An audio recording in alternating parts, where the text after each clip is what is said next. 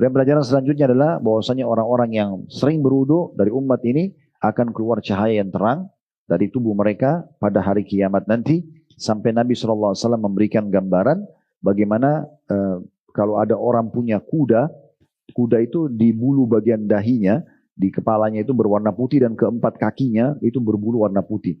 Badannya mau warna apa terserah. Tapi bukankah hewan yang seperkuda seperti ini bisa dibedain dengan kuda-kuda yang lain kalau semuanya berwarna hitam? Karena ada ciri khas bulu putihnya. Maka kata para sahabat, iya ya Rasulullah, kata Nabi SAW, begitulah umatku pada hari kiamat. Berarti menandakan nanti orang-orang kafir, Bapak Ibu sekalian, itu akan hitam kelam pada hari kiamat. Mereka tidak punya cahaya sama sekali. Nah ini contoh saja di antara keutamaan-keutamaan. Yuk jadi bagian dari dakwah kami. Dukung operasional dakwah dan sosial kami, raih pahala amal jariah yang terus mengalir sampai hari kiamat. Bismillah, Assalamualaikum warahmatullahi wabarakatuh. Alhamdulillah, tidak henti-hentinya lisan kita sebagai seorang muslim selalu memuji dan memuja Allah. Terlalu banyak nikmat Allah yang melimpah kepada kita, bermula dari kita masih baru lahir sampai detik ini. Kita hadir di taklim kita ini, dari makanan, minuman, pakaian, udara, kemudian air, dan segala macam hal yang membuat roda kehidupan kita bisa berjalan dan kita sangat menikmatinya. Itu tidak bisa dihitung. Nikmat Allah sangat melimpah, dan Allah juga sudah menyebutkan itu dalam firman-Nya kekal dalam Al-Quran, wa in ta'uddu ni'matallahi la tuhsuha. Kalau kalian mau coba-coba hitung-hitung nikmat Allah, maka kalian tidak akan pernah mampu. Dan Allah Subhanahu wa taala membolehkan kita menikmati semua apa yang telah disiapkan selama halalan thayyibah, dibolehkan dan juga berkualitas. Dan Allah menyuruh menyempurnakan itu dengan bersyukur. Dan kita harus berterima kasih kepada Allah Subhanahu wa taala, karena syukur ini hanya dengan mengucapkan dua susunan kata alhamdulillah. Maka seringlah membasahi lidah dan bibir kita dengan dua susunan kata ini. Selanjutnya kita panjatkan salam hormat kita kepada utusan Allah Nabi besar Muhammad sallallahu alaihi wa alihi wa sahbihi wasallam, sebagaimana Allah telah perintahkan kita untuk mengucapkan salam hormat tersebut. Lanjutkan pada buku kita, Ibu-ibu sekalian, ditulis oleh Dr. Ahmad Mustafa Mutawalli, yaitu kunci sukses di alam kubur. Dan dari awal kita selalu mengingatkan setiap momentum kita mengisi pengajian, mengingatkan kembali tentang isi judul buku kita ini. Karena memang kita harus memikirkan dan serius bagaimana menyelamatkan diri kita di akhirat sana nanti, agar kita bisa mendapatkan tempat yang abadi, surga, dengan nikmatnya dan segala rahmat Allah Subhanahu wa taala, dan kita menyelamatkan diri dari api neraka. Sementara kehidupan akhirat ini bermula dari prosesi kematian, lalu masuk di kuburan, alam barzah, kemudian baru hari kebangkitan, ditimbangnya amal baik dan buruk, kemudian baru surga dan neraka. Dan ini harus diseriusi, karena penentuan untuk selamat di sana nanti, di alam barzah kita, di kuburan, serta juga di akhirat adalah selama kita hidup di dunia. Kita nggak bisa tentukan nanti di sana. Andai saja kita bisa tentukan di sana, misalnya kita mengatakan pada saat di akhirat, ya Allah tolong rahmati saya, tolong ampuni saya misalnya, atau berikan saya kesempatan beramal, lalu Allah berikan kesempatan, maka kita bisa menundanya. Permasalahan bukan seperti itu. Semua itu penentuannya hanya sekarang di sini, dan waktunya sangat terbatas. Makanya waktu ditanya kepada Nabi SAW, siapakah orang mukmin yang paling akyas? Akyas itu sangat cerdas. Maka kata Nabi SAW, yang banyak memikirkan kematian dan juga punya persiapan untuk itu. Jadi memang kita betul-betul harus serius dalam masalah ini. Dan ini salah satu sebab kenapa kita membedah buku ini, agar kita mengetahui bagaimana caranya kita sukses dan selamat nanti di alam barzah. Semua orang yang selamat di alam barzah, di kuburan, maka dipastikan selamat juga sesudahnya. Makanya Utsman bin Affan radhiyallahu anhu pernah menangis pada saat melihat kuburan. Kemudian ditanya oleh seseorang, seraya orang itu berkata, kenapa Anda menangis? Siapa Anda? Maksudnya dalam bahasa Arab ini seakan-akan bukan menanyakan namanya, tapi siapa yang tidak kenal Anda? Anda sebagai sahabat Nabi, termasuk orang yang pertama masuk Islam, orang yang sudah menjadi anak mantu Nabi, orang yang dapat jaminan surga dari Nabi SAW. Dan Nabi sebut salah satunya Utsman di surga. Bagaimana Anda masih ragu dengan masing-masing khawatir? Maka kata Utsman, ketahuilah kuburan awal tempat tinggal akhirat. Yang selamat di sini akan selamat di sana, dan yang celaka di sini akan celaka di sana. Maka ini sebuah peringatan yang sangat baik. Salah satu hal yang paling baik dalam mendongkrak iman kita di saat kita merasa kendor, atau bahasa biasa digunakan dalam pengajian, kalau yang sudah ikut pengajian biasanya familiar dengan ini, supaya tidak futur. Futur itu berarti kendor kembali imannya. Setelah tadinya sampai pada level tertentu, misal level imannya sudah 8 atau 9, terus kemudian dengan kelalaian-kelalaian dia lakukan, dia mulai kendor, menunda-nunda kewajiban, misalnya sholat wajib tadinya tepat waktu mulai ditunda, kemudian misalnya menunda-nunda amal sunnah, apalagi kalau sampai masuk ke bab-bab haram dan makruh. Itu akan mendropkan sekali iman seseorang. Cara yang paling efektif mengembalikan iman itu adalah kita berziarah kubur. Itu yang paling baik. Coba kunjungi kuburan, duduk sejenak, walaupun kuburan itu bukan kerabat kita, lalu kita renungi, gundukan tanah dan batu nisan itu, di bawahnya ada orang manusia seperti kita. Mau laki-laki atau perempuan, yang penting dia manusia. Dan juga seperti kita dulu, melalui proses yang sama, lahir dari rahim seorang wanita, seorang ibu, dan proses anak-anak, bayi, anak-anak, kemudian mulai remaja, punya angan-angan sama. Ingin menyelesaikan studi, ingin berumah tangga, ingin punya bisnis. Kemudian nanti kalau sudah mendapatkan pasangan berumah tangga, ingin punya anak. Nanti kalau sudah punya anak, ingin punya cucu. Akhirnya tua dan meninggal dunia. Itu sama. Bahkan bisa saja orang yang dalam kuburan yang sedang kita coba tadabbur dan merenungi di situ, bisa saja lebih cantik dari kita, lebih ganteng dari kita, lebih kaya, lebih pintar, lebih banyak hartanya, lebih melimpah ilmunya. Namun mereka sudah meninggal dunia. Artinya kita butuh mengetuk diri kita kalau kita pun akan meninggal dan jadi penghuni kuburan tersebut. Dan ini setiap saat bisa terjadi. Bukan tentunya kita yang tentukan, udah saya mau meninggal di umur 85 saja. Nggak bisa. Umur kita sebenarnya adalah umur yang sudah berlalu. Kalau umur Anda sekarang yang hadir di sini 30, 40, 50, 60, berapa saja umurnya, itulah umur kita yang sebenarnya, yang sudah kita nikmati dan sudah kita lalui. Kedepan ini kita tidak pernah tahu. Sisa sehari kah, 2 hari kah, sepekan kah, dan kematian sesuatu yang misterius bisa datang setiap saat. Maka setiap orang harus jeli, menyelamatkan dirinya sebelum tiba waktu penyesalan nanti. Sekali lagi, menentukan nanti di akhirat kita di surga atau di neraka adalah sekarang di dunia ini. Masuk surga atau masuk neraka, itu seseorang tinggal tentukan di muka bumi ini. Segera selamatkan diri, mumpung masih hidup, mumpung masih diberikan kesempatan, penuhi majelis-majelis ilmu, terapkan ilmu yang sudah didapatkan, selalu berada di saf-saf pertama, atau golongan pertama yang mengerjakan kewajiban dari Allah. Begitu azan, kita termasuk orang yang pertama mengerjakannya. Begitu tiba puasa Ramadan, kita orang yang paling semangat menyambut dan mengerjakannya. Kalau punya utang, tidak menunda-nunda untuk membayarnya. Karena ini kewajiban, khawatir meninggal nanti malah tidak sempat dibayar, apalagi oleh ahli waris misalnya. Karena memang hutang puasa dibayar oleh ahli waris. Tapi kalau mereka tidak paham hukum, maka bisa dituntut pada hari kiamat. Hitung semua zakat mal, zakat harta kita, keluarkan segera sebelum waktunya habis misalnya karena kita ajal meninggal. Begitu juga haji bagi yang mampu. Saya melihat mayoritas orang yang pergi haji itu rata-rata sudah berumur. Mana mereka di masa muda mereka? Dan mereka punya kemampuan. Dan ini harus disegerakan semua kewajiban-kewajiban tersebut. Yang masih punya orang tua segera berbakti, punya kerabat segera silaturahim, ya, punya masalah ya, sama seseorang segera selesaikan. Masih terbuka pintu-pintu dosa segera tutup. Semua ini harus diambil langkah efektif dari setiap orang di antara kita. Karena hanya kita yang bisa menyelamatkan diri kita sendiri. Nah ini sedikit muqaddimah pembukaan mengingatkan kembali tentang dasar judul buku kita ini. Dan alhamdulillah kita sudah menyelesaikan sampai 11 poin. Ya, 11 poin menyelamatkan diri atau kiat sukses ya di alam kubur. Kita sudah bahas kemarin ya 8, 9, 10, 11 dan itu satu dalil. Sholat, puasa, zakat dan juga menebarkan kebaikan. Walaupun kita sempat rincikan satu persatu ya. Sempat kita buat satu poin ini adalah satu pertemuan agar lebih rinci ilmu yang bisa Bapak Ibu dapatkan tentunya. Sekarang kita masuk ke kiat sukses ke-12 ya, yaitu masalah menjaga wudhu sebelum sholat. Ini secara khusus. Nanti kita akan bahas masalah wudhu secara umum. Ya. Mungkin banyak orang menganggap remeh masalah wudhu. Mereka pikir, oh wudhu saya sudah tahu, saya bisa kerjakan. Permasalahannya bukan itu. Sudah benar belum wudhunya? Sudah diniatkan belum karena itu ibadah? Dan juga sudah faham belum hal-hal yang mana rukun dan mana yang membatalkan wudhu itu? Kalau itu semua sudah, tinggal closing. Ya. Penutupannya adalah, ini sudah rutin dijaga atau tidak? Apakah itu untuk sholat atau bukan untuk sholat? Seperti wudhu, pada saat batal wudhu itu wudhu lagi, itu bagian daripada sunnah Nabi SAW. Wudhu sebelum tidur. Ya. Wudhu orang kalau mau tidur, kalau mau tidur secara umum, juga kalau orang mau tidur dalam kondisi junub. Suami istri habis berhubungan biologis, kalau mereka belum mau mandi, lalu mau tidur, sunnahnya wudhu dulu. Makanya Umar bin Khattab pernah mengatakan, ya Rasulullah semalam saya tidur dalam kondisi junub.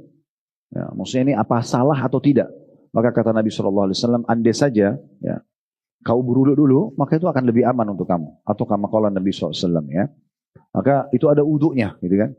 Wudu dalam kondisi misalnya kita mencari keutamaannya karena ingin mengejar, nanti kita akan sebutkan banyak sekali keutamaan wudu, diantaranya akan mendatangkan cahaya hari kiamat, menggugurkan dosa-dosa, banyak sekali faedah-faedah. Wudu juga sunnahnya kalau lagi emosi.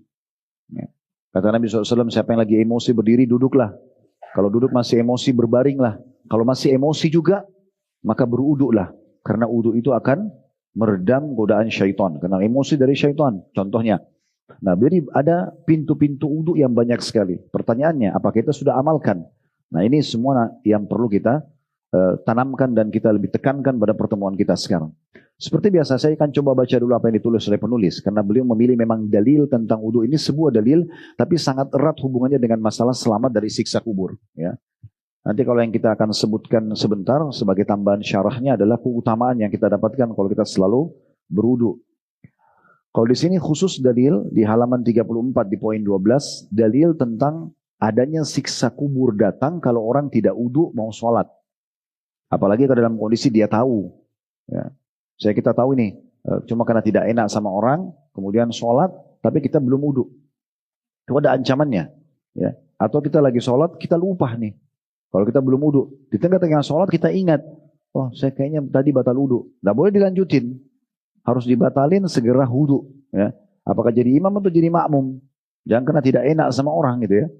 Nah ini akan kita bacakan dalilnya lebih khusus ke situ. Berhubungan dengan masalah wudu ini. Makanya judul kita menjaga wudu sebelum sholat. Tapi nanti kita akan sebutkan sebagaimana tadi saya katakan keutamaan wudu lebih global lagi. Tapi kita khusus dulu membahas masalah ini. Dalilnya dari Ibnu Mas'ud, maksudnya Abdullah bin Mas'ud radhiyallahu anhu. Dari Nabi SAW beliau bersabda, umira bi'abdin min ibadillahi azza wa jal an yudraba fi qabrihi mi'ata jaldah. Falam yazal yas'alu wa yad'u hatta sarat jaldatan wahidah. Fajulida jaldatan wahidatan famtala'a qabruhu alaihi naran. Falamma irtafa'a anhu wa afaqa qal ala ma jalattumuni. Qalu innaka sallaita salatan bighairi tuhurin wa mararta ala mazlumin fala tansurhu. Terjemahannya, kata Nabi SAW, seorang hamba Allah diperintahkan agar dicambuk 100 kali di dalam kuburnya, kena siksa kubur. Lalu orang itu terus memohon dan berdoa kepada Allah hingga 100 cambukan dikurangi dan menjadi sisa 1 cambukan saja. Maka dia pun dicambuk 1 kali saja. Namun cambukan yang 1 ini membuat kuburnya dipenuhi dengan api. Setelah, ini tidak tahu kalau 100 kali seperti apa. 1 kali saja seperti ini gitu ya. Lalu dikatakan setelah azab itu diangkat darinya, setelah dicambuk sekali dan sudah redam apinya, dia pun kembali siuman. Berarti menandakan tadi dalam kondisi sudah tidak sadar karena disiksa gitu ya. Lalu dia bertanya kepada para malaikat, mengapa kalian mencambukku? Maka para malaikat menjawab, kamu pernah sholat sekali tanpa bersuci, tanpa wudu. Dan kamu pernah melewati orang yang dizalimi, namun kamu tidak menolongnya. Ada angka kecil di situ 13, maksudnya footnote di bawah. Hadis ini adalah hadis yang sahih. Kemudian kalau ibu-ibu lihat dan bapak-bapak mungkin ya kalau ada di lantai 1 bapak ikut atau di online, maaf saya juga menyapa beliau-beliau. Di situ disebutkan di footnote nomor 13 sahih, maksudnya sanad hadisnya. Kemudian as-sahihah itu maksudnya nama bukunya Syekh Albani rahimahullah. As-sahih maksudnya silsilah hadis sahih nomor 2774. Jadi kalau teman-teman mau nambahin informasi di footnote itu, as-sahihah yang di garis miringin itu sebenarnya ringkasan daripada silsilah ahadits sahihah, bukunya Syekh Albani. Karena beliau mensahihkan hadis ini di nomor 2774. Baik, hadis ini, kata penulis ya, mengandung ancaman keras bagi siapa yang tidak berwudu sebelum sholat. Dan bahwa sholat tanpa berwudu termasuk dosa besar. Jadi kalau ada orang sengaja sholat tidak wudu, itu bukan hanya sholat yang tidak diterima, dia berdosa. Karena dasarnya sholat itu adalah ibadah kepada Allah Subhanahu wa Ta'ala. Dan salah satu syarat mutlaknya adalah wudu. Jadi kalau ada orang sengaja sholat tanpa wudu, maka ini berarti dia termasuk mendapatkan dosa besar.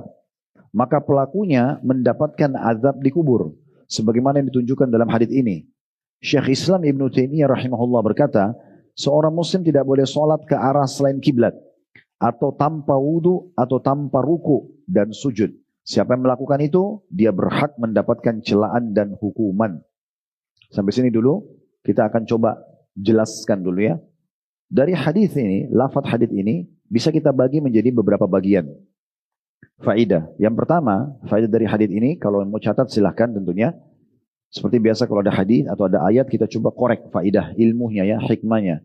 Nah, faidah pertama dari hadis ini adalah adanya hukuman dan siksa kubur. Dari dalil ini salah satu dalil yang digunakan oleh para ulama untuk menjelaskan adanya siksa kubur. Karena di sini dikatakan, kata Nabi SAW, Allah memerintahkan malaikat untuk mencambuk seorang hamba 100 cambukan di kuburan. Itu berarti menandakan ada siksa kubur. Dan tentu siksa kubur beragam penyebabnya. Kalau dalam hadis ini, karena dia ada 2 dosa yang dia lakukan, dia pernah sholat tanpa wudu, dan dia juga pernah melewatin orang terzalimi, dia tidak bantu. Ya. Juga ada hadis yang lain yang menyebutkan tentunya tentang masalah orang yang tidak cebok pada saat kencing, atau juga suka mengadu domba. Itu juga ada disebutkan tentang penyebab siksa kubur. Tapi umumnya, dosa-dosa itu bisa menjadi penyebab siksa kubur.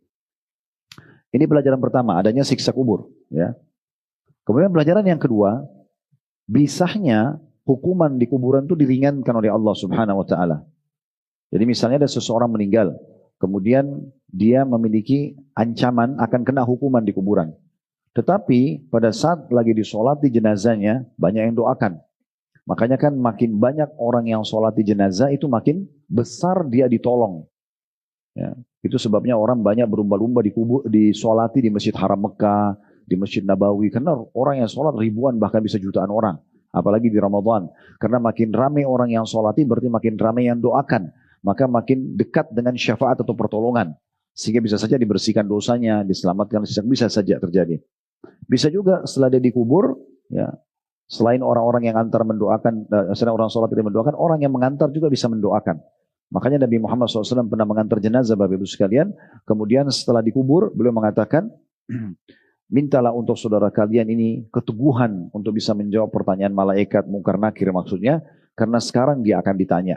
Jadi kita disuruh doakan sebelum kita meninggalkan kuburan. Bisa juga doa-doa yang sampai setelah dia dikuburkan. Misalnya anak soleh mendoakan, pasangan hidupnya masih hidup, pasangan hidupnya mendoakan, kerabatnya mendoakan. Mungkin dia punya pesantren yang tanahnya dia wakafin, santrinya pada doakan. Misal ada orang miskin pernah dia bantu, atau dia pernah lunasin utang orang, orang itu merasa berjasa, doakan dia. Intinya didoakan. Atau mungkin dia kena rahmat dari doa global. Seperti ada orang mengatakan Allah maghfir lil muslimina wal muslimat, gitu kan? Yang biasa kita dengar para khatib-khatib kita di mimbar mengucapkan, itu bisa juga kena semua jenazah muslim. Karena dikatakan ya Allah ampunilah semua muslim dan muslimah, wal mu'mina wal mu'minat, orang laki pertama laki-laki muslim dan perempuan muslimah, laki-laki mukmin dan perempuan mukminah, al ahya minhum wal amwat, yang hidup dan juga yang sudah meninggal. Nah, ini juga bisa saja. Bisa saja juga dia teringankan dari siksa kubur kalau misalnya dia punya amal-amal jariyah. Amal-amal jariyah itu seperti dia banyak wakafin tanah, segala macam ya. Terus mengalir pahalanya, dia bangun masjid. Nah, karena pahala ini terus mengalir, dan kita tahu Allah berfirman dalam Al-Quran, Innal hasanati yudhibna sayyiat. Sesungguhnya amal-amal baik itu, amal-amal soleh bisa menghilangkan sayyiat, dosa-dosa gitu ya. Jadi itu semua bisa menjadi penyebab daripada berkurangnya siksa kubur. Bahkan bisa saja hilang. Kecuali memang dia melakukan dosa-dosa seperti syirik kepada Allah, hanya keluar dari agama Islam, murtad, itu lain. Atau mungkin ada dosa-dosa yang bersangkutan dengan hak manusia. Kayak dia durhaka sama orang tuanya, dia pernah zalimi orang, nah itu mungkin berbeda. Karena itu memang harus ada permohonan maaf misalnya dari hak orang, atau kita kembalikan hak orang lain kalau kita ambil dalam bentuk harta, gitu ya. Tetapi kalau selain daripada itu, kita harapkan mudah-mudahan bisa meringankan siksa kubur. Ini pelajaran pertama berhubungan dengan pelajaran kedua, bahwasanya bisa saja orang yang disiksa di kubur itu berkurang siksaannya karena hal-hal tadi yang sudah kita sebutkan. Di sini terbukti orang ini sebenarnya kena 100 cambukan tapi bisa berkurang jadi 1. Pelajaran ketiga, beratnya siksa kubur. Karena dari 100 cambukan yang harusnya dicambuk kepada jenazah ini tersisa 1 saja. Tapi 1 ini saja sudah cukup memenuhi kuburannya dengan api dan membuat dia pingsan atau dia dalam kondisi tersiksa. Ya. Kemudian pelajaran selanjutnya yang keempat, ya. Yang keempat itu bisanya siksa kubur berhenti kalau memang sudah sampai pada kadar hukuman yang pas untuk dia. Karena di sini dikatakan setelah siksa dia dicambuk, kena hukumannya hanya kena 1 kali cambukan, dan setelah dia siuman, Allahu alam berapa lama dia baru sadar dari hukuman tersebut. Lalu dikatakan di sini, lalu diangkat dari dia siksa kubur, gitu ya. Pelajaran yang kelima, adanya komunikasi antara manusia yang dimasukkan kuburan dengan para malaikat. Di sini terbukti dia bertanya, kenapa kalian wahai para malaikat mencambukku? Bukankah aku sudah diringankan oleh Allah? Lalu kemudian para malaikat mengatakan alasannya, karena masih tersisa di antara dosamu adalah kamu pernah sholat tanpa wudhu, ya. Kemudian juga kamu pernah melewati orang yang terzalimi tidak menolongnya. Ini pelajaran yang keberapa? Yang kelima. Sekarang yang keenam. Ini yang jadi saksi bahasan kita.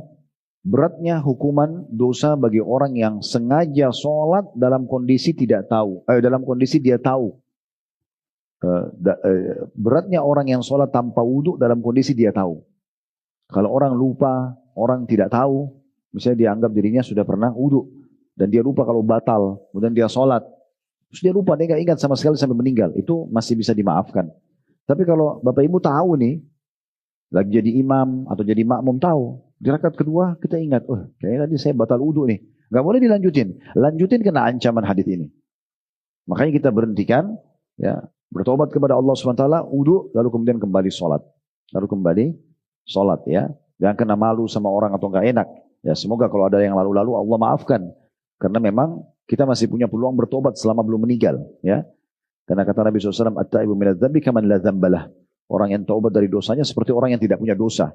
Artinya kesalahan itu bisa dimaafkan kalau Bapak Ibu sadari sekarang lalu segera bertobat kepada Allah Subhanahu wa taala. Hukuman ini kena kalau orang itu sampai meninggal tidak sempat taubat. Pelajaran yang terakhir yang ketujuh adalah pentingnya seseorang itu menolong orang yang terzalimi.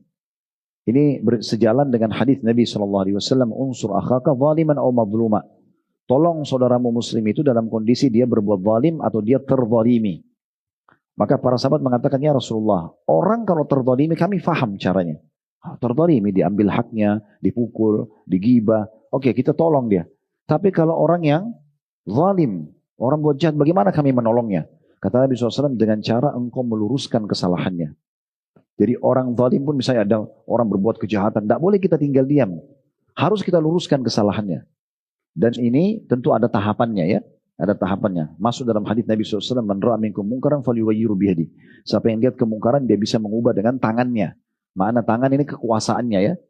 Kayak misalnya orang tua pada anak, pimpinan pada bawahan, pemerintah pada masyarakat, itu punya power, ya. Mereka bisa gunakan kekuatannya. Misalnya orang tua lihat anaknya nggak sholat, dia bisa marahin. Bahkan Nabi mengizinkan untuk memukul anak yang tidak sholat kalau sudah sampai 10 tahun, ya misalnya. Kemudian atasan, Anda pemilik perusahaan, Anda wajibkan semua pegawai Anda harus pakai jilbab. Ini power, kita gunakan power. Ya, nanti dia di luar konveksi kita, dijual di luar restoran kita, dijual di luar tempat kerja kita, dia buka jilbab itu urusan dia. Tapi selama di tempat kita tanggung jawab. Kita wajibkan, itu kan ada power. Kalau dia nggak mau ya kita keluarkan misalnya. Nah itu tanggung jawab, gitu kan. Nah, begitu juga misalnya Anda wajibkan pegawai sholat. Nah itu juga power, menggunakan power namanya, menggunakan power kita. Atau pemerintah pada masyarakat diterapkan sebuah peraturan. Semua muslim harus sholat di masjid, misal contoh. Maka itu peraturan yang harus dipatuhi.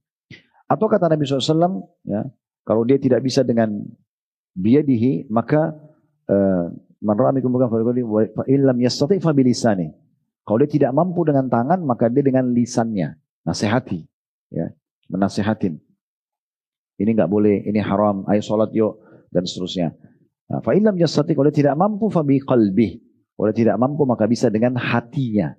Wa dzalika adhaful iman, dan itu selemah-lemah iman. Dan kita tahu tidak ada orang yang tidak bisa pungkiri sesuatu dengan hatinya. Semua orang bisa. Kalau hati kan, ya Allah berikan hidayah, ya Allah saya tidak suka dengan perbuatan ini misalnya, maka kita selamat. Tapi yang kena di sini adalah yang lewat di situ tahu itu kezaliman, tapi kita sama sekali tidak mau tahu. Nah, adalah itu urusan dia, bukan urusan saya. Nah ini nggak boleh. Nah ini kena juga menjadi penyebab siksa kubur. Walaupun di sini tidak masuk dalam bahasan kita, ya, tapi karena ada dalam hadis maka kita sebutkan ini. Ini 7 pelajaran dan hikmah yang bisa diambil dari lafaz hadis itu sendiri. Kemudian kita tambahkan di sini faedah ke-8, tapi di luar daripada hadis, yaitu perkataan penulis sekaligus perkataan Ibnu Taimiyah. Jadi saya ulangi lagi paragrafnya, beliau mengatakan hadits ini mengandung ancaman keras bagi siapa yang tidak berwudu sebelum sholat. Dan bahwa sholat tanpa berwudu termasuk dosa besar. Nah ini faedah yang ke-8. Artinya kalau ada orang sengaja sholat tanpa wudu, bukan hanya sholatnya tidak diterima, tapi dosa. Nah, itu. Kemudian kita bisa tambahkan di situ, kata penulis, maka pelakunya akan mendapatkan adab di kubur. Dan itu dikuatkan dengan perkataan Ibnu Taimiyah rahimahullah. Beliau mengatakan seorang muslim tidak boleh sholat ke arah selain kiblat, atau tanpa wudu, atau tanpa ruku, ataupun sujud. Dan siapa yang melakukan hal itu, dia berhak mendapatkan celaan dan hukuman. Ini faedah ke-8. Baik, kita lanjutkan membaca paragrafnya. Selanjutnya di halaman 35 ya. Sebagaimana hadits ini juga, ini faedah yang ke-9 ya. Sebagaimana hadits ini juga mengandung faedah bahwa jikalau melalaikan tahara, bersuci, sebelum sholat saja sudah diadab dalam kubur, lalu bagaimana dengan orang melalaikan sholat? Sudah pasti termasuk ke dalam sebab-sebab yang mendatangkan adab kubur. Jadi faedah yang ke-9, bahwasanya meninggalkan sholat dan melalaikannya lebih berat hukumannya daripada tidak berwudu sebelum sholat. Karena wudu saja yang kita lupakan atau kita tidak mau peduli sebelum sholat sudah cukup datangnya sejak kubur, bagaimana kalau orang yang tidak sholat? Maka akan jauh lebih berat hukumannya. Ya. Kemudian ini yang 10 sekarang, faedah yang bisa kita ambil. Faedah lain dari hadis adalah bahwa menjaga wudhu sebelum sholat termasuk sebab yang dapat menyelamatkan pelakunya dari azab kubur. Hendaknya diperhatikan poin ini, wallahu alam. Artinya, bagaimana seorang muslim di faedah ke-10 ini selalu berusaha dalam keadaan wudhu. Dalam keadaan wudhu. Yang lebih baik tentunya kalau Bapak Ibu batal wudhu, wudhu lagi, batal wudhu, wudhu. Jadi setiap saat mau sholat bisa. Meninggal pun ajal datang dalam kondisi wudhu. Bagus, gitu kan. Itu punya ya, kemuliaan tersendiri di sisi Allah Subhanahu wa taala karena orang dalam kondisi tahara atau suci gitu ya.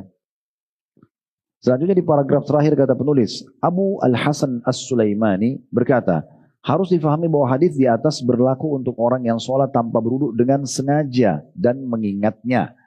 Dari sudah saya sampai ya. Sampaikan Bapak Ibu sekalian, kalau misalnya kita lagi sholat, Allahu Akbar, di rakaat kedua kita ingat kita belum punya wudu, nggak boleh dilanjutin. Ini diingatkan oleh Abu Hasan As-Sulaimani.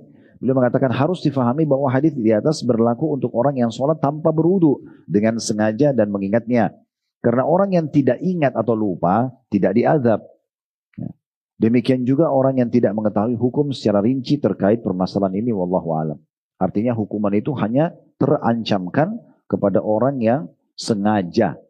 Kalau orang lupa atau dia tidak tahu hukum, ada orang baru masuk Islam, dia tidak tahu kalau harus wudu baru sholat misalnya. Nah itu tidak masuk dalam masalah ini. Ya. Tapi itu tidak boleh dia berlama-lama ya dalam masalah hal-hal seperti ini. Baik, ini bahasan tentang masalah poin ke-12. Nanti insya Allah ke depannya kita akan masuk di poin ke-13 ya, dan beberapa poin yang Allah SWT mudahkan. Nah, sekarang kita akan masuk ke syarah dan penjelasan, tambahan informasi tentunya buat Bapak Ibu sekalian, rahimani wa rahimakumullah. Yang pertama, yang perlu kita fahami, bahwasanya berwudu bagian daripada perintah agama. Bahkan dia memiliki banyak sekali keutamaan. Saya akan coba bacakan hadits-hadits yang ditulis oleh Al-Mundhiri dalam kitab Targhib Tarhib beliau dan disahihkan oleh Syekh Albani dalam terbitan buku Sahih At-Targhib Tarhib. Khusus di bab wudu itu ada di jilid 1 ya, dari halaman 218 sampai 280. Jadi sangat banyak sebenarnya ya. Tapi saya akan fokus di bab nomor 7-nya tentang masalah anjuran berwudu dan menyempurnakan wudu. Itu mulai dari halaman 246. Dan saya sangat merekomendasikan bagi Bapak Ibu yang punya rezeki, beli buku ini ya. Judulnya Sahih At-Targhib Tarhib. Dia 6 jilid. Ada ribuan hadis, semua bicara tentang keutamaan saja. Keutamaan dari amal-amal dan juga ada ancaman bagi orang yang berbuat dosa. Nah itu bukunya sangat mudah dan sudah diterjemahkan dalam bahasa Indonesia ya. Kalau Bapak Ibu mampu beli jilid 1, beli jilid 1 aja dulu. Nanti kalau bisa mampu beli 6 jilid tidak apa-apa, tapi dicicil. Alhamdulillah kami sudah bedah ini di YouTube. Jadi Bapak Ibu bisa lihat di playlist YouTube kami, setelah klik yang Khalid Basalam Official logonya, nanti akan cari playlist, kalau diklik nanti cari buku Sahih At-Targhib Tarhib. Kami sudah bedah ini sampai jilid 3. Sekarang kita sudah menyelesaikan bab jihad dan masuk ke bab haji. Keutamaan-keutamaan aja semua, ya. Kalau di kantor, di masjid dekat kantor kami yang kami biasa imami di situ, itu saya sudah baca sampai jilid 4-nya, gitu ya. Tapi itu hanya sekedar kultum. Kalau yang di YouTube itu memang dibedah seperti ini, akan kita kaji lebih dalam. Intinya sebenarnya dalam Sahih At-Targhib Tarhib, ya, di jilid 1-nya, di halaman 246 ada bab nomor 7, anjuran berwudu dan menyempurnakan wudu. Hadis pertamanya dengan sanad sahih dari Ibnu Umar radhiyallahu anhu, dari bapaknya Umar radhiyallahu anhu, dari Nabi SAW tentang Jibril, ya, atau tentang pertanyaan Jibril kepada Nabi SAW tentang Islam. Dan beliau mengatakan, waktu Jibril tanya, beritahukan kepadaku apa itu Islam. Kata Nabi SAW, al-Islamu an tashhadu an la ilaha illallah wa anna Muhammadar Rasulullah. Kata Nabi SAW kepada Jibril, Islam adalah yang pertama engkau mengucapkan 2 kalimat syahadat. Tidak ada Tuhan yang berhak disembah kecuali Allah dan Muhammad adalah utusannya. Wa an tuqimas shalah, engkau dirikan salat. Wa tu'tiyaz zakah, engkau mengeluarkan zakat. Wa tahujjal wa ta'tamir, engkau haji dan juga umrah. Nah, ini penting digarisbawahi berhubungan dengan masalah umrah, ya. Kalau dalam pendapat Imam Syafi'i rahimahullah, umrah pertama itu wajib bagi yang mampu. Kadang-kadang orang mengatakan umrah itu hukumnya sunnah. Sebenarnya sunnahnya itu kalau sudah yang kedua, yang ketiga, dan seterusnya. Kalau yang pertama punya kemampuan itu hukumnya wajib sebagaimana wajibnya haji. Makanya di sini dikatakan Islam adalah engkau mengucapkan syahadat, 2 kalimat syahadat, kemudian sholat, mendirikan sholat, menunaikan zakat, dan engkau haji dan umrah. Haji dan umrah. Kemudian selanjutnya, watagtasila minal janabah, engkau mandi junub. Nah, ini yang paling afdol. Mohon maaf kalau orang setelah interaksi biologis suami istri, maka yang paling tepat langsung mandi, tidak menundanya. Ya, karena itu amanah dari Allah Subhanahu wa taala dan perintah. Kemudian selanjutnya wa antutimmal wudu'a, dan engkau menyempurnakan wudu. Nah, ini jadi saksi bahasan kita. Menyempurnakan wudu bagian daripada Islam itu sendiri. Wa tasuma Ramadan, lalu engkau berpuasa Ramadan.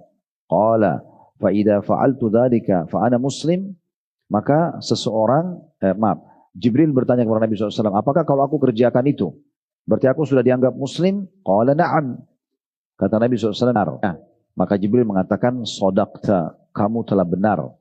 Dan hadis ini diriwayatkan oleh Ibnu Khuzaimah dalam sahihnya, dan hadis yang senada juga disebutkan dalam kitab As-Sahihain, Bukhari dan Muslim, dengan pemaparan yang berbeda.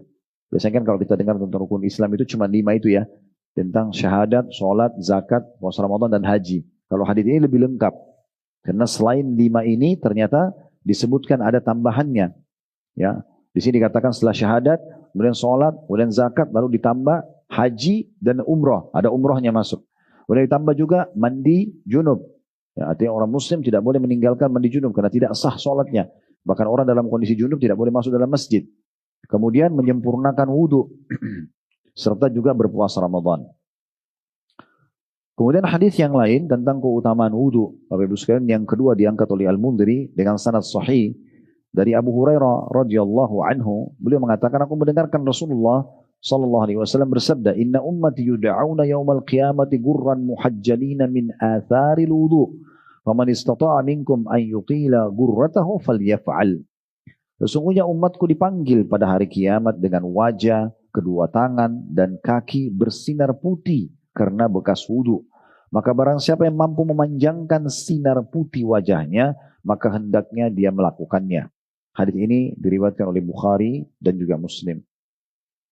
Di sini ada penjelasan Al-Mundhiri yang dimaksud dengan maka barang siapa yang mampu memanjangkannya sampai akhir, ya, ada sisipan dari ucapan Abu Hurairah yang mauquf, ya, maksudnya sampai kepada beliau, yang mengatakan ini tidak hanya satu orang saja. Ini kata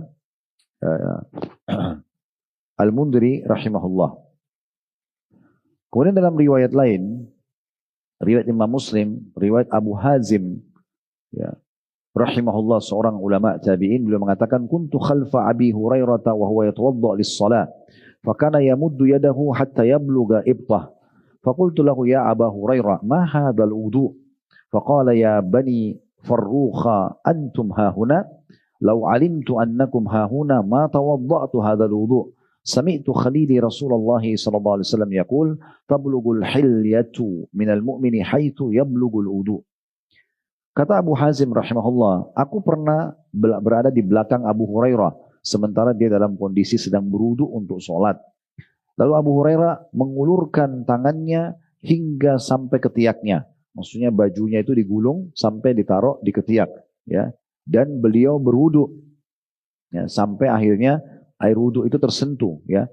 Sampai lebih. Misalnya batas minimalnya siku. Nah ini dilebihkan. Karena memang melebihkan ini itu wudu. Misalnya minimal pergelangan tangan kita lebihkan. Ya. Minimal siku kita lebihkan, minimal kalau kaki misalnya mata kaki kita lebihkan sampai ke betis, itu punya keutamaan. Karena nanti Abu Hurairah jelaskan ya pada saat itu. Orang Abu Hazim bertanya, "Wah ya Abu Hurairah, wudu apa ini? Kami belum pernah lihat wudu seperti ini." Karena airnya sampai lebih dari siku ya. Kalau di kaki itu lebih dari mata kaki ke atas gitu ya. Maka Abu Hurairah mengatakan, "Wahai Bani Farruh." Maksudnya ini suku yang Abu Hazim berasal dari situ. Kalian ada di sini, jika aku mengetahui kalian berada di sini, maka aku tidak berwudu seperti ini. Ya. Lalu kemudian beliau mengatakan, aku mendengarkan kekasihku Rasulullah SAW bersabda, kata Abu Hurairah, hiasan seorang mukmin pada hari kiamat mencapai apa yang dicapai oleh wudunya. Tentu di sini jangan dibayangkan, terutama ibu-ibu, ini hiasan emas, perak, hiasan ini lebih global. Kita tidak tahu hiasan apa yang dikasih, tapi yang jelas, ya air wudu itu, semua air wudu itu akan mendatangkan perhiasan pada hari kiamat. Kalau beberapa hadis disebutkan cahaya gitu ya. Maka kalau kita lebihkan, maka itu akan lebih juga perhiasan akan dikasih. Siku juga lebih dilebihkan, seperti itulah. Maka ada anjuran untuk melebihkan batas minimal wudu itu sendiri. Ibnu Khuzaimah meriwayatkan dalam sahihnya, senada dengan ini hanya saja dia berkata, aku mendengarkan Rasulullah SAW bersabda, innal hilyata tablugu mawadhi'at tahur. Sesungguhnya hiasan itu bagi seorang mukmin pada hari kiamat mencapai bagian-bagian anggota tubuh yang disucikan. Al-Mundhiri mengatakan, al-hilya perhiasan menuju surga bisa gelang atau yang lain-lainnya. Jadi tidak harus satu tipe saja. Hadis selanjutnya dari Abu Hurairah, hadis yang ketiga yang kita baca pada kesempatan ini dengan sanad sahih. Dari Abu Hurairah radhiyallahu anhu bahwa Rasulullah SAW pernah mendatangi kuburan. Kemudian tentu di sini kuburan secara global disebutkan ya, yang Nabi SAW pernah ziarahi.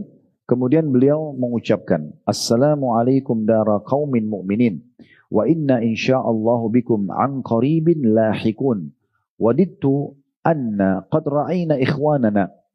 Qalu awalasna ikhwanaka ya Rasulullah, qala antum ashabi, wa ikhwanana alladhina lam ya'tu ba'd. Qalu kaifa ta'rifu man lam ya'ti ba'd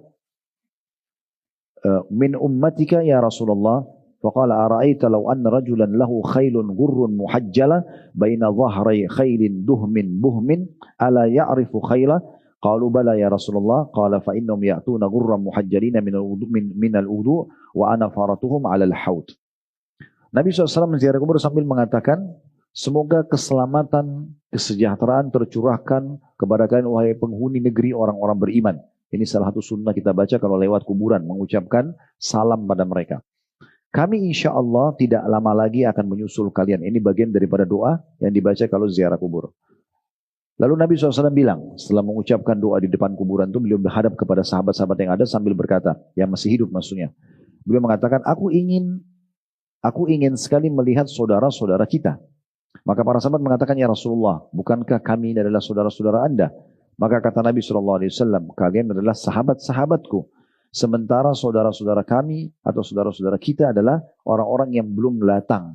Maksudnya tidak hidup sezaman dengan Nabi SAW. Ya, kita ini dianggap saudara oleh Nabi SAW. Kalau yang hidup sama dengan zaman dengan beliau, berbaur dengan beliau, ini dikenal dengan sahabat. Maka para sahabat bertanya, ya Rasulullah, bagaimana Anda bisa mengenal orang-orang dari umat Anda yang datang sesudah Anda meninggal nanti? Anda belum pernah bertemu dengan mereka. Maka kata Nabi SAW, apakah kalian perhatikan jika ada seseorang mempunyai kuda dengan kepala dan keempat kakinya berbulu putih di antara kuda-kuda yang hitam legam, apakah dia bisa mengenali kudanya?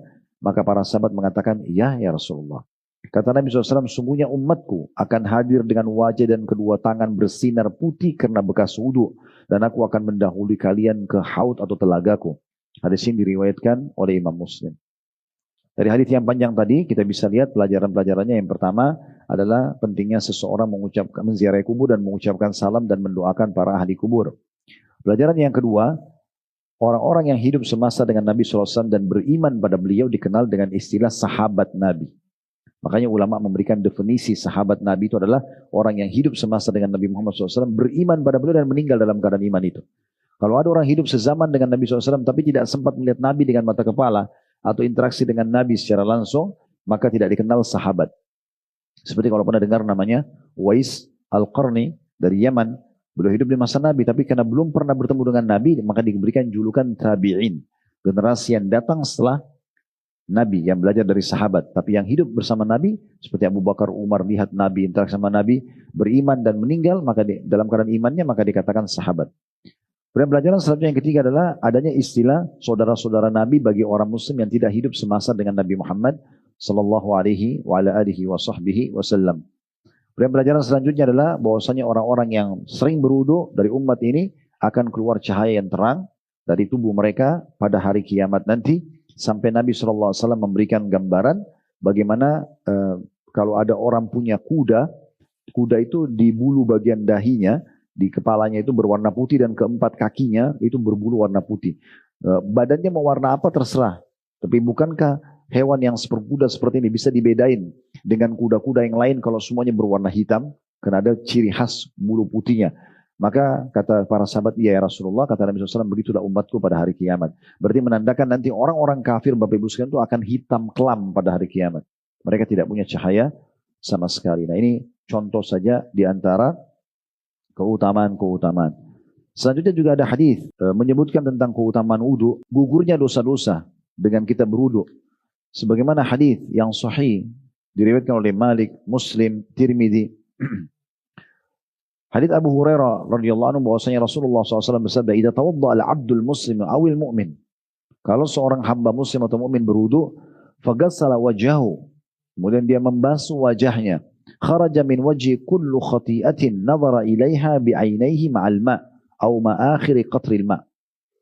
Maka akan berguguran semua dosa yang pernah dilihat oleh matanya atau kedua matanya bersamaan dengan tetesan air terakhir. فَإِذَا غَسَلَ يَدَيْهِ خَرَجَ مِنْ يَدَيْهِ كُلُّ خَطِيئَةٍ كَانَ بَطِشَتْهَا يَدَاهُ مَعَ الْمَاءِ أَوْ مَا آخِرِ قَطْرِ الْمَاءِ. Dan kalau dia mencuci telapak tangan atau tangan sampai sikunya, maka akan berguguran semua dosa-dosa yang pernah dijama oleh kedua tangannya. فَإِذَا غَسَلَ رِجْلَيْهِ خَرَجَ كُلُّ خَطِيئَةٍ مَشَتْهَا رِجْلَاهُ مَعَ الْمَاءِ أَوْ مَا آخِرِ قَطْرِ الْمَاءِ. Kalau dia cuci kakinya, maka akan berguguran semua dosa-dosa di kakinya bersamaan dengan air wudu yang jatuh atau bersamaan dengan tetesan air yang terakhir. Hatta yakhruja naqiyyan minadz-dzunub. Sampai akhirnya orang ini bersih dari dosa-dosa. Jadi wudu itu menggugurkan dosa. Makanya makin sering wudu makin bagus. Misalnya kalau kita batal wudu, wudu lagi, batal wudu, wudu lagi. Ya itu lebih positif ya. Apalagi kalau kita mau jalan ya. Sehingga nanti kalau tiba waktu sholat kita tidak usah lagi antri tempat wudu ya. Dan ini akhirnya membuat kita tertunda sholat berjamaah, kita kehilangan satu rakaat. Pernah saya jelaskan ya, kalau Bapak Ibu masbuk satu rakaat saja misalnya, maka itu susah untuk kita perbaikin. Kecuali kita punya udzur-udzur syar'i ya, sakit, ke WC, ada udzur syar'i, gempa bumi dan seterusnya. Orang operasi, segala macam ini ada udzur-udzur syar'i. Tapi kalau tidak ada, sebaiknya jangan ketinggalan, karena beda pahalanya orang yang sholat di awal waktu sama waktu yang kedua. Beda dengan waktu yang ketiga, beda dengan waktu yang keempat. Beda orang yang dapat 4 rakaat full duhur dengan orang yang cuma dapat 3 rakaat, itu beda semua pahalanya. Dan tidak bisa kita perbaikin tentunya. Nah seperti itulah. Jadi ini diantara keutamaan-keutamaan yang sangat luar biasa yang bisa kita pahami. Tentu kalau kita ingin bahas, saya bilang tadi, banyak sekali hadits-hadits, bisa puluhan jumlahnya tentang masalah keutamaan wudu ya. Mungkin saya tidak bisa bacakan semua karena melihat waktu. Udah benar dari Allah, silakan diambil dan diamalkan. Kalau salah dari kami, mohon dimaafkan dan kami beristighfar kepada Allah Subhanahu wa taala. Semoga semua yang hadir dipenuhi hajat-hajat dunia akhiratnya, diampuni dosa-dosanya dan diterima seluruh amal-amal solehnya. Semoga Allah selalu menjaga nikmat kemerdekaan, persatuan dan kesatuan kita. Allah selalu memandu para pemimpin kita yang sedang memimpin untuk menjalankan tugas dan amanah dengan baik.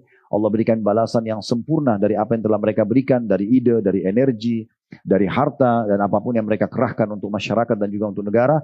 Dan semoga juga Allah subhanahu wa ta'ala memaafkan kesalahan-kesalahannya. Dan semoga Allah jadikan kita masyarakat yang selalu gotong royong dengan pemerintah menjalankan tugas dan amanah untuk menjaga kemerdekaan, persatuan dan kesatuan kita ini. Dan semoga negara kita selalu makmur dan dijaga oleh Allah subhanahu wa ta'ala menjadi contoh bagi negara-negara yang lain. Dan selalu kita doakan saudara kita di Palestina, terutama Gaza, semoga Allah berikan kepada mereka kemerdekaan, sebagaimana Allah berikan kepada kita. Allah sembuhkan orang-orang sakit di antara mereka, terima para syuhada mereka, dan juga Allah menangkan mereka dari musuh-musuh mereka. Dan semoga Allah ikut sertakan kita bersama mereka di pahala, baik dengan doa, dengan harta, juga dengan jiwa kita. Dan semoga Allah satukan kita semua di surga Firdaus kelak tanpa hisab, mana disatukan dalam majlis ilmu yang mulia ini. Subhanakallahumma bihamdika, asyhadu an la ilaha illa anta astaghfiruka wa atubu ilaik. Wa sallallahu ala nabiyyina wa habibina Muhammadin wa alihi wa sahbihi wasallam. Walhamdulillahi rabbil alamin. Wassalamualaikum warahmatullahi wabarakatuh.